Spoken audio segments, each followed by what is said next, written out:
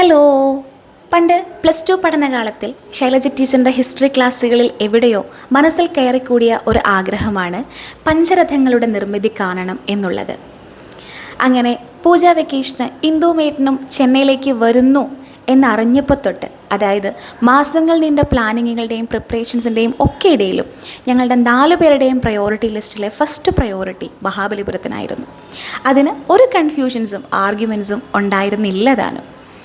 Because we all wanted to see this marvelous piece of art and sculpture. So, Mahabalipuram ഇന്നത്തെ കാഞ്ചീപുരം ജില്ലയിലെ അതിപുരാതനമായ ഒരു തുറമുഖ നഗരമാണ് ഇവിടം. ഇത് മാമല്ലപുരം എന്നും അറിയപ്പെടുന്നു. 7-ാം നൂറ്റാണ്ടിൽ തെക്കൻ ഭാരതത്തിലെ പല്ലവ രാജവംശത്തിലെ രാജാക്കന്മാരാണ് ഇന്ന് തമിഴ്നാടിൻ്റെ തലസ്ഥാനമായ ചെന്നൈ നഗരത്തിന് 60 കിലോമീറ്റർ തെക്കുള്ള ഈ നഗരം രൂപപ്പെടുത്തിയത്. പല്ലവ രാജാവായിരുന്ന മാമല്ലൻ്റെ പേരിലാണ് ഈ സ്ഥലം അറിയപ്പെടുന്നത്. മഹാബലിപുരം യുനെസ്കോയുടെ ലോക പൈതൃക സ്മാരകങ്ങളുടെ പട്ടികയിൽ പ്രസിദ്ധീകരിച്ച ഒന്നാണ്. സ്മാരകങ്ങളിൽ ഭൂരിഭാഗവും പാറ തുറന്ന് നിർമ്മിച്ചവയാണ്. പലതും ഒറ്റ പാറയാൽ നിർമ്മിച്ചവയാണ്. ഈ സ്മാരകങ്ങളിലെല്ലാം തന്നെ ആദ്യകാല ദ്രാവിഡ തച്ചുശാസ്ത്രത്തിൻ്റെ സ്പർശം കാണാം. അതിൽ ബുദ്ധമതത്തിൻ്റെ പല സംഗതികളും പ്രകടമാണ്.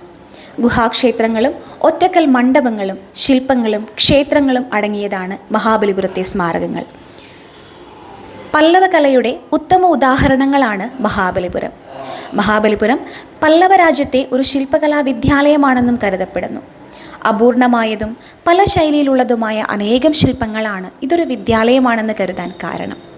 പഞ്ചരഥങ്ങൾ 5ലും വ്യത്യസ്തമായ ശൈലികൾ ഉപയോഗിച്ചിരിക്കുന്നത് പ്രകടമാണ്. ഇവിടെ ഞങ്ങൾ വിസിറ്റ് ചെയ്ത പ്രധാന സ്ഥലങ്ങൾ വീഡിയോയിൽ ആദ്യം ആഡ് ചെയ്തിരിക്കുന്നത് തീരക്ഷേത്രമാണ്. ബംഗാൾ ഉൾക്കടൽ തീരത്ത് പടിഞ്ഞാറ് മുഖമായി നിർമ്മിക്കപ്പെട്ട ഒരു ക്ഷേത്രമാണ് ഇത്, ഷോർ ടെമ്പിൾ. രണ്ടാമത് പഞ്ചരഥങ്ങൾ. ഒറ്റക്കല്ലിൽ 5 രഥങ്ങൾ പിരമിഡ് ആകൃതിയിൽ നിർമ്മിച്ചിരിക്കുന്ന ഈ ക്ഷേത്രങ്ങൾ പാണ്ഡവ ക്ഷേത്രമായി കണക്കാക്കുന്നു.